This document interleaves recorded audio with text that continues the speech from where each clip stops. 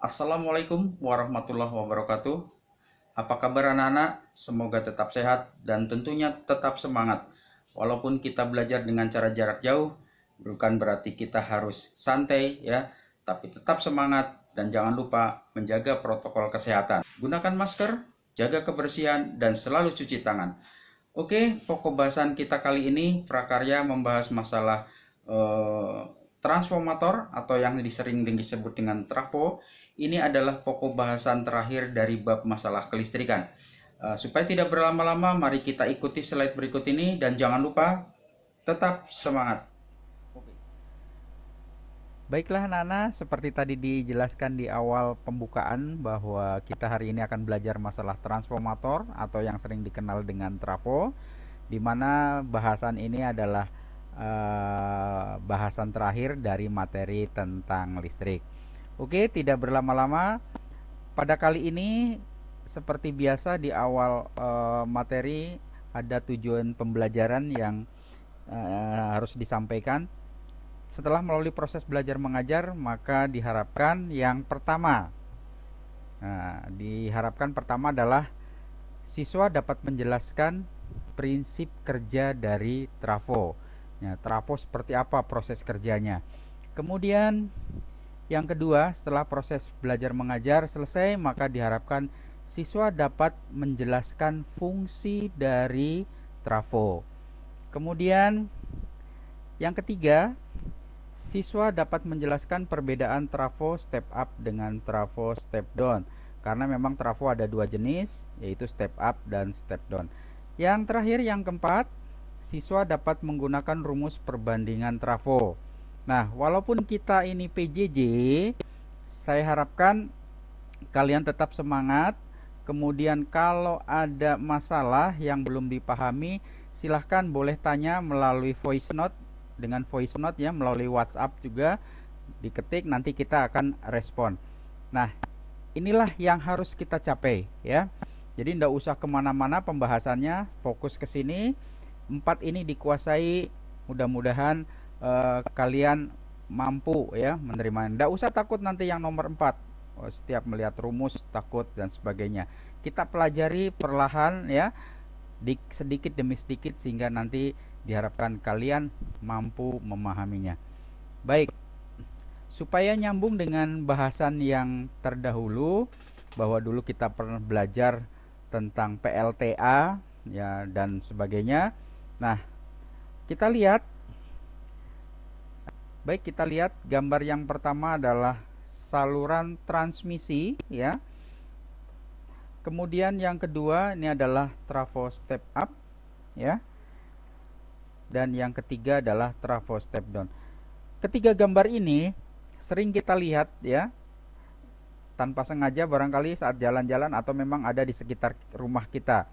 Nah, saluran transmisi, ada step A dan step down. Dan kemudian ada lagi peralatan-peralatan yang sering kita gunakan, seperti berikut ini. Nah, ini yang pertama adalah kalian sebut biasanya adalah charger laptop.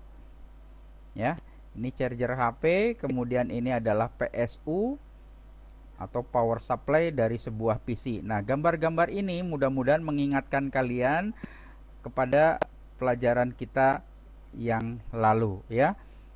Kemudian yang berikutnya kita lihat, nah, prinsip kerja dari trafo. Saya awali dari kejadian waktu SD barangkali.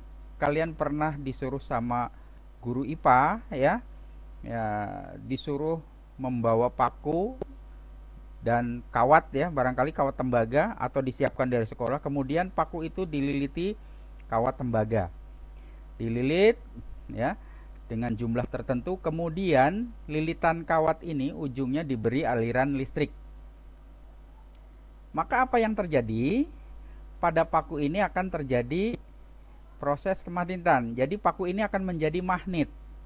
Tapi begitu listrik ini dilepas ya, kawat ini dilepas dari baterai, dari sumber listrik, maka magnetnya itu akan hilang. Nah, apa kaitannya dengan prinsip kerja trafo? Pada sebuah trafo, pada dasarnya adalah lilitan kawat yang dililit pada sebuah inti besi. Kalau di sini paku ya. Cuma pada trafo itu ada dua buah lilitan. Nah, ada dua buah lilitan dan kedua lilitan ini tidak saling terhubung. Kawatnya ya, kawatnya tidak saling terhubung. Jadi terpisah. Bahkan kawatnya ini disekat ya. Sebelum dililit ke paku, itu disekat pakai plastik atau paku ini dibungkus dengan isolator ya. Biasanya pakai plastik. Jadi digulung, digulung, digulung ya, seperti itu. Jadi antara eh, lilitan primer dengan lilitan sekunder tidak saling terhubung karena ada isolator. Namun apa yang terjadi pada saat lilitan primer diberi arus listrik ya, maka pada lilitan sekunder akan didapat arus listrik ya, diukur misalnya pakai voltmeter ya, pakai voltmeter jarumnya bergerak, padahal kita tahu bahwa lilitan primer dengan lilitan sekunder tidak ada hubungan sama sekali. Kenapa terjadi seperti ini ya, tanda tanya besar. Tidak ada hubungan, kok bisa menghasilkan listrik di bagian lilitan sekunder? Paham sampai sini? Oke, saya ulangi lagi. Jadi prinsip kerja trafo ya, trafo itu ada dua buah lilitan, yaitu lilitan primer, lilitan sekunder yang tidak saling terhubung ya, pakai penyekat. Kalau inti besinya ya barangkali dihubungkan, tapi lilitan kawat pada paku ini dilapisi dengan isolator, sehingga antara lilitan primer dengan lilitan sekunder tidak ada hubungan sama sekali. Namun yang terjadi apabila lilitan primer diberi arus listrik, maka pada lilitan sekunder pun akan diperoleh listrik. Seberapa besar listrik yang diperoleh tergantung dari perbandingan jumlah lilitan. Tapi yang jelas ya, prinsip dikerja dari trafo ini walaupun tidak saling terhubung antara primer dengan sekunder, namun bagian sekunder akan menghasilkan listrik apabila di primernya juga diberi aliran listrik. Kenapa terjadi seperti ini? Ini karena proses induksi dari medan magnet yang dihasilkan oleh lilitan primer akan mempengaruhi lilitan sekunder ya. Tadi pada saat di awal itu, kalau ini dililiti kawat kemudian diberi arus listrik, maka ini akan bermuatan akan menjadi magnet ya. Nah, magnet ini akan mempengaruhi terhadap kumparan yang ada di sekunder, sehingga di sekunder ini walaupun tidak saling terhubung akan menghasilkan listrik. Ini prinsip kerja dari trafo. Mudah-mudahan bisa dipahami ya. Baik, yang berikutnya. Nah, ini dalam bentuk kenyataannya seperti ini. Ya, trafo ini seperti ini. Baik, kita lihat. Ini kumparan primernya ya, dililiti kawat, tapi sebelum dililiti kawat ini harus diberi isolator, dilapisi plastik. Jadi tidak boleh langsung digulung pada inti besinya. Kemudian nah, kumparan sekunder diberi notasi NS, kalau primernya NP. Nah, ini inti besinya ya, inti besi. Kemudian kalau kita perhatikan dari kedua buah kumparan ini, primer dan sekunder, maka akan didapat ya, lilitan sekunder lebih sedikit daripada lilitan primer, atau kumparan sekunder lebih sedikit daripada kumparan primer, atau NP ya. NP itu NS itu lebih kecil daripada NP. Nah, berikutnya sama, ada sebuah trafo. Ini kumparan primernya, NP-nya. Ini kumparan sekundernya ya. Ada inti besinya. Kemudian kalau diperhatikan, ini kebalikannya. Kalau tadi primer gulungannya atau kumparannya lebih banyak, kalau yang di sini ini gulungannya atau kumparannya lebih sedikit, ya. Kalau kita lihat antara primer dengan sekunder, perbandingannya lebih banyak yang sekunder. Nah, dari kedua buah trafo ini, maka yang ini diberi step down. Kenapa step down?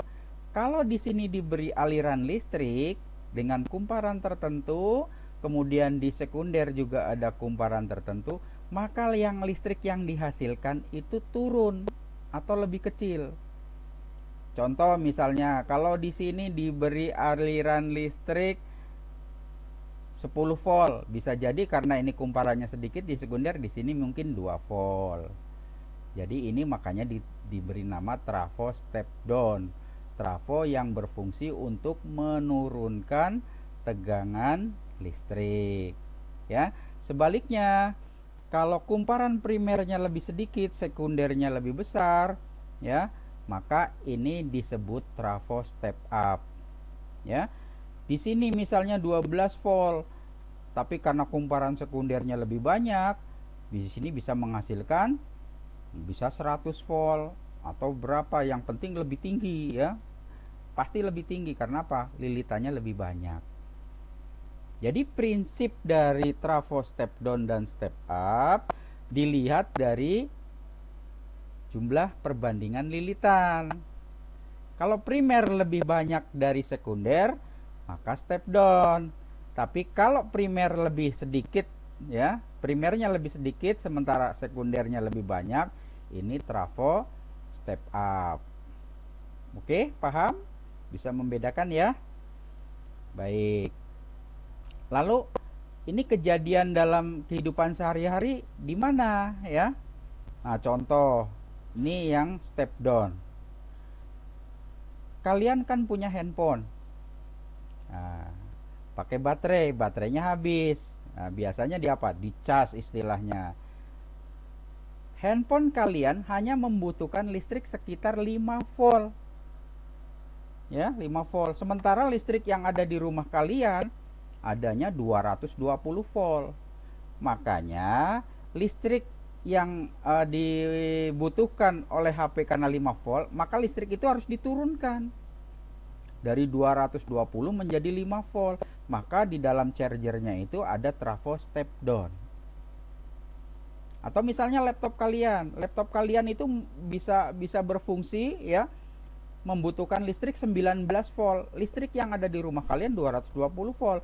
Kalau itu tidak diturunkan, begitu ditancapkan, maka laptop kalian pasti akan meledak, akan hangus terbakar.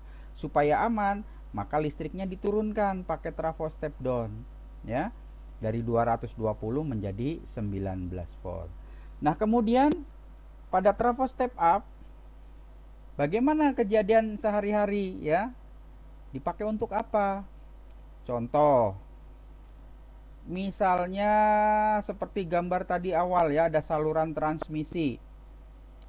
Listrik yang dihasilkan oleh PLTA misalnya, ya, dihasilkan kecil. Kemudian mau dikirim ke tempat yang sangat jauh, ya, pakai saluran transmisi. Nah, supaya listriknya tidak hilang di tengah jalan, maka dinaikkan dulu, ya, dinaikkan dulu. Misalnya kalau misalnya dari trafonya itu, dari turbinnya itu menghasilkan misalnya 220 volt. Kemudian mau dikirim ke Jakarta dari Jatiluhur, itu kan jaraknya sangat jauh, pakai saluran transmisi. Kita tahu bahwa semakin panjang kabelnya, itu hambatannya makin besar. Apalagi kalau kabelnya diameternya kecil, wah itu berbahaya. Maka karena akan disalurkan ke tempat yang sangat jauh, listrik itu supaya tidak hilang di tengah jalan, dinaikkan dulu, ya, dinaikkan dulu dengan menggunakan trafo step up. Nah, setelah dinaikkan, listriknya jadi besar, jadi tinggi tegangannya, 10.000 volt misalnya, atau 1 megavolt. Makanya jalur transmisi itu, saluran transmisi itu dibuat biasanya tinggi, ya, karena berbahaya, itu ada induksinya, ya, itu. dalam kenyataan sehari-hari. Oke, lanjut. Nah, ini simbolnya seperti ini, ya. Dipahami simbolnya. Kalau step down, ini kumparannya, ya. Yang primer lebih banyak, sekundernya kumparannya lebih sedikit. Simbolnya seperti ini. Ini inti besinya yang tengah, ya. Yang tengah. Oke, diperhatikan, dipahami. Kemudian untuk trafo step up. Nah, kebalikannya. Primernya lilitannya lebih sedikit, sementara sekundernya lebih banyak, ya. Oke, ini cukup mudah dipahami, ya. Mudah-mudahan kalian akan ingat terus. Ya, yang penting mengerti. Paling penting mengerti. Baik. Nah, rumus perbandingan trafo. Hati-hati ya. Kita kalau melihat seperti ini ndak usah pusing, dipahami, yang penting harus dipahami, dimengerti. Kalau sudah mengerti pasti akan ketagihan, ya, bukan takut. Nah, harus paham ini apa NP. Nah, kita lihat NP itu lilitan primer atau kumparan primer berbanding, ya, per lilitan sekunder NS. Kalau VP, V itu tegangan, ya, tegangan primer. Kemudian VS-nya adalah tegangan sekunder. Baik. Kemudian IS-nya apa? Nah, ini dibalik nih. Ya, untuk arusnya itu dibalik. Dibalik. Ini IP-nya di bawah bukan di atas, ya. Bukan salah ini, tapi memang rumusnya seperti ini. IS itu arus sekunder, kemudian IP arus primer. Nah, ini aja dipahami, dimengerti, ya, dimengerti. Nah, jadi kalau misalnya nanti muncul soal, ya, enggak usah takut. Yang penting ini paham dulu, dipegang dulu, ibaratnya kenceng-kenceng. Masukkan dalam hati, masukkan ke otak kita, ya. Jadi kalau ada soal gampang nanti. Baik. Nah, sekarang pakai contoh, ya. Contoh 1. Jika sebuah trafo memiliki 480 lilitan primer, ya. Primernya itu 480 lilitan dan 120 lilitan sekundernya, ya. Jadi sekundernya 120 lilitan. Berapakah besarnya tegangan sekundernya jika pada tegangan primernya sebesar 220 volt? Kalau melihat seperti ini, supaya kalian paham, maka step by step mengerjakannya, ya. Step by step. Apa yang diketahui dalam soal kita tulis dulu. Sebagai contoh, kita jawab ya, sama-sama. Baik. Diketahui, apa yang diketahui? Pertama, NP. Nah, ini NP, lilitan primer atau kumparan primer. Itu 480. Apalagi yang diketahui? 120. NS, lilitan sekunder, 120. Apalagi yang diketahui? Tegangan primer, berarti VP 220, ya. Kalau begitu yang ditanya apa? Tegangan sekunder. Tegangan sekunder itu apa notasinya? VS. Ditanya VS. Kemudian, nah, rumus. Masih ingat kan rumus yang tadi? Oke, nah seperti ini. NP per NS sama dengan VP per VS. Kemudian IS per IP. Nah, kalau melihat soal ini, ya, yang diketahui apa saja, itu dari rumus ini nggak perlu semua dipakai. Hanya bagian tertentu saja yang tidak dipakai kita buang. Contohnya NP ini ada, NS ada, ya, kemudian VP, VS. Nah, IS nggak sama IP nggak ada. Berarti sebaiknya kita buang dulu, ya. Nah, kita buang, maka rumusnya tinggal seperti ini, ya. NP, NS, VP, VS. Kemudian dari rumus ini kita silang, ya, kita silang. Nah, seperti ini disilang, NP dengan VS, NS dengan VP. Kemudian Apa yang ditanya? Yang ditanya VS. VS-nya kita keluarkan. Lawannya apa? NP. Maka dalam membuat rumus turunan, ya, dalam membuat rumus turunan yang kita lingkari, ini yang ditanya, ya. Maka keluarkan dulu. VS sama dengan, nah ini yang masih utuh pasangannya, NS dikali, ya, NS pasangannya dengan VP. Kemudian dibagi, nah, pasangan VS apa? NP, jadi di bawah. Nah, seperti ini. Cukup mudah bukan? Jadi kalau melihat rumus nggak usah takut, yang penting dipahami, dimengerti, pasti enjoy, ya. Nanti ketagihan mengerjakan, minta soal lagi, minta soal lagi. Tapi kalau sudah takut duluan, melihat matematik takut, apalagi gurunya galak, waduh, udah nggak bakalan dimengerti, ya. Baik, setelah kita masukkan rumus turunannya seperti ini, kita lanjutkan. PS sama dengan NS-nya berapa? NS-nya lihat 120. Kemudian dikali VP. VP-nya berapa? VP-nya adalah 220 dibagi NP. NP-nya berapa? 480. Oke. Ya, cukup mudah bukan? Nah, kalau step by step mudah-mudahan paham. Kemudian kita lanjutkan. 120 dikali 220. Oke, VS dulu. VS sama dengan 120 kali 220 sama dengan 26.400, ya. Percaya ya, udah dihitung. Kemudian dibagi, pindahkan nih 480-nya, 480. Berapa hasilnya? 26.400 dibagi 480, hasilnya adalah 55 volt. Kenapa volt? Karena yang ditanya adalah V. V itu satuannya volt, ya. Kalau N satuannya lilitan. Kalau ditanya I satuannya ampere.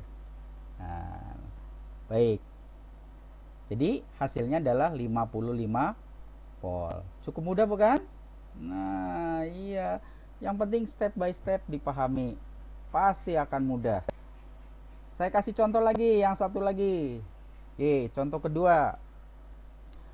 Sebuah trafo memiliki tegangan primer 220 volt dengan arus primernya 0,2 ampere. Jika tegangan sekundernya 12 volt, berapakah arus sekundernya? Oke, seperti tadi, step by step. Ya, kita jawab. Yang diketahui apa? Apa yang diketahui? VP 220. Kemudian apalagi yang diketahui? PS-nya berapa? PS-nya 12 volt. Kemudian apalagi? IP, IP-nya 0,2. Ya. Terus yang ditanya apakah? Apa yang ditanya? Berapa arus sekunder? Arus sekunder apa? Ditanya adalah IS. Oke, ya. Kita lihat rumusnya. Oke, rumusnya seperti ini. NP per NS sama dengan VP per VS sama dengan IS per IP. Tapi rumus ini nggak dipakai semua seperti tadi. Kita lihat. Yang ada apa? VP sama VS ada nih. Ya. Kemudian IP sama IS, berarti NPNS-nya kita buang. Sehingga seperti ini rumusnya jadinya. Oke, paham sampai sini? Ya, kemudian diapakan? Iya, disilang seperti tadi. Oke, disilang.